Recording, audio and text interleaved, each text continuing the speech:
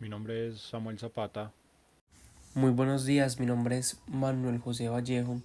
En este caso me compete el análisis del primer punto acerca de la película La cabeza borradora de David Lynch. Es importante destacar la diferenciación entre lo que es un personaje plano y un personaje redondo. En primer lugar, un personaje redondo es un personaje complejo que evoluciona con el transcurso de la historia. Son personajes que sentimos casi que reales y que los observadores, en este caso los estudiantes que estamos analizando la película, nos podemos llegar hasta cierto punto a identificar con ellos porque son personajes que son marcados por ciertos sucesos, por ciertas circunstancias que llevan a que cambien, a que evolucionen y se transformen. En cambio, lo que se entiende por un personaje plano es absurdo, es totalmente lo contrario. Es un personaje que no tiene carácter muy definido, que no cambia con el transcurso de la historia, es algo muy superficial, que solamente tienen un rasgo característico. Una vez explicados los conceptos anteriores de manera somera, me gustaría comenzar con el desarrollo del primer punto. Considero que Henry Spencer es un personaje redondo, porque aunque no cambia de manera tan drástica o obvia de actitud, sí experimenta una transformación psicológica a lo largo de la película.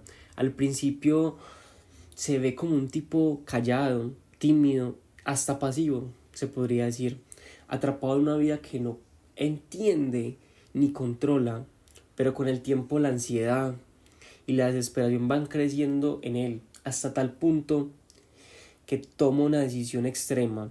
Lo que hace que Henry cambie no es que de repente se vuelva alguien diferente, sino que sus miedos y frustraciones se van acumulando hasta que ya no puede más. Al inicio se ve una persona que solo deja que las cosas pasen sin hacer nada al respecto. Por ejemplo, en la escena con Mary, apenas habla y simplemente acepta lo que dicen, como si no tuviera una voz propia, pero conforme avanza la película, la presión de ser padre, la soledad y la sensación de estar atrapado empiezan a afectarlo de verdad. Existen cuatro circunstancias, a mi modo de ver, o cuatro fragmentos de la película que demuestran que Henry Spencer es un personaje redondo. Tenemos, en primer lugar, cuando, como lo mencionaba anteriormente, empieza como un hombre pasivo, pero su ansiedad va creciendo conforme va avanzando la película. Henry Spencer al principio denota una timidez, como una desfachatez, una persona que no tiene control sobre su vida. En la escena de la cena con la familia de Mary, alrededor del minuto 10-15 más o menos, pues entre el 10 y el 15, apenas habla, dejando que los demás decidan por él. Es una persona callada que no puede o no es capaz de manifestar la inconformidad o esos miedos interiores que tiene, no es capaz de exteriorizar esa conducta. Tenemos el segundo momento, o así, a mi modo de ver, la segunda circunstancia, que es un miedo a la paternidad, que ese suceso es lo que lo lleva a la desesperación. Cuando se queda solo con el bebé, con un bebé un tanto peculiar, particular, porque es alguien feo, horrible de ver, la verdad es un poquito perturbador a mi manera de percibirlo. Un bebé mutante, pocas palabras, alrededor del minuto 35 y 50. Cuando su ansiedad se transforma o llega al punto que es paranoico, se convierte en paranoia. Él no puede dormir, su expresión es cada vez más angustiosa y parece estar perdiendo la cordura poco a poco. Como al principio es una persona que, pese a que no denota el mejor comportamiento, no se percibe como una persona que carece de cordura. Y en este momento, con este bebé mutante, ya empieza como a denotar esa pérdida de cordura, esa pérdida de lo que nos hace ser personas. En tercer lugar, tenemos cuando Henry busca escapar en la fantasía, alrededor del minuto 55 y 60. La dama alrededor aparece y le canta sobre cómo en el cielo todo está bien, lo que refleja su deseo de huir de su sufrimiento. también trata de encontrar consuelo en su vecina, pero esta lo deja solo más vacío.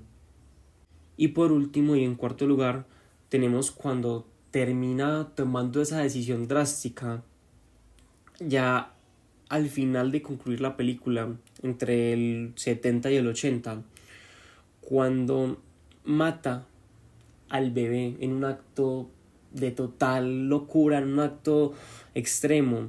Ya no es el nombre pasivo del inicio, sino alguien que ha llegado a un punto del quiebre mental por todas las circunstancias anteriormente mencionadas, que decide matar al bebé mutante. Pues así lo expreso yo, como un bebé mutante. Pese a que Henry no cambia de una manera tan tradicional, esto pues en conclusión a lo que pude observar y a lo dicho anteriormente, pasa de ser un hombre sumiso, tímido y temeroso a alguien que actúa de una forma muy perturbadora, tal como se observa en la película cuando mata al bebé. Realmente lo que lo hace un personaje redondo no es una transformación en el aspecto físico, sino en el aspecto emocional interior, en cómo esos sucesos y esas circunstancias hacen que se vuelva un personaje paranoico, loco, que toma ese tipo de decisiones. O sea, un cambio irremediable, un cambio totalmente irremediable en su personalidad y su emocionalidad. Esto es lo que hace que Henry Spencer se convierta en un personaje lleno de paranoia, locura, una transformación paulatina de su conducta interna que luego la exterioriza matando al bebé. Por eso he llegado a la conclusión de que Henry es un personaje redondo. Can I spend the night here?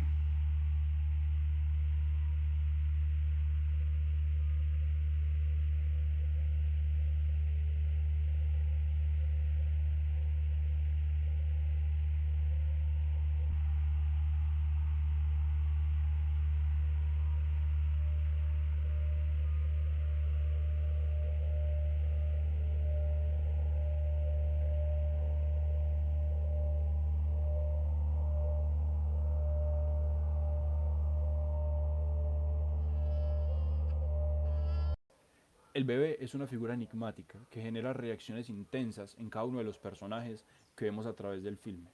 Mary, la madre del bebé, comienza con una actitud de responsabilidad hacia este, pero pronto cae en una frustración y un agotamiento notable.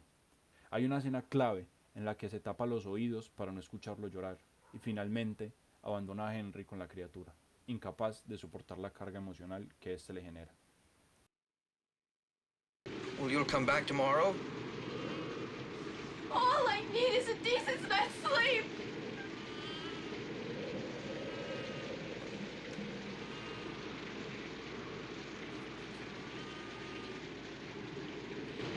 Why don't you just stay home? I'll do what I want to do. And you better take real good care of things while I'm gone.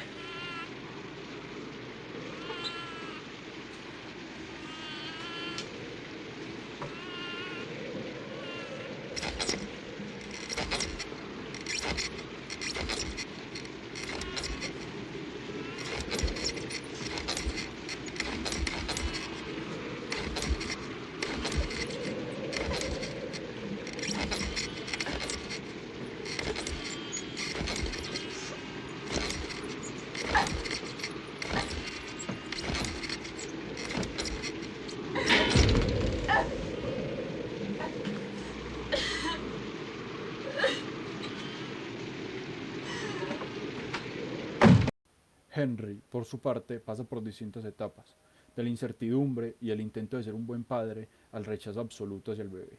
Se evidencia en las escenas donde trata de alimentarlo, pero el bebé enferma y se vuelve aún más grotesco.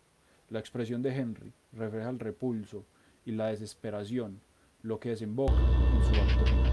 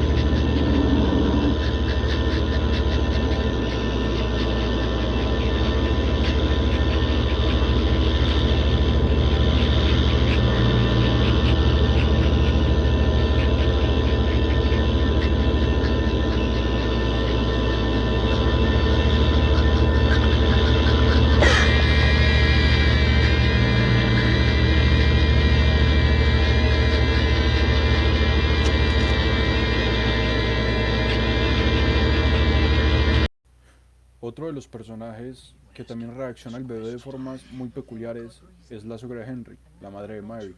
Por ejemplo, tiene una de las reacciones más intensas en esa escena en la que están todos en familia cenando. Después de que se le revela a Henry que ha sido padre, su madre lo confronta de forma muy intimidante. Se acerca a él, lo mira fijamente y lo toma del hombro con mucha fuerza. Y le empieza a preguntar que si ha sostenido relaciones sexuales con Mary en repetidas ocasiones. Henry no entiende nada, no sabe por qué le preguntan ese tipo de cosas. El tono de voz y el lenguaje corporal de la madre reflejan una agresividad contenida, como si tratara de obligarlo a aceptar su destino sin posibilidad de cuestionamiento. Esta actitud pues contrasta con la reacción del padre de Mary, que mantiene muy alejado de la conversación, es ajeno a ella, riendo y haciendo comentarios fuera de lugar, lo que sugiere una desconexión emocional con la crisis que atraviesa su hija.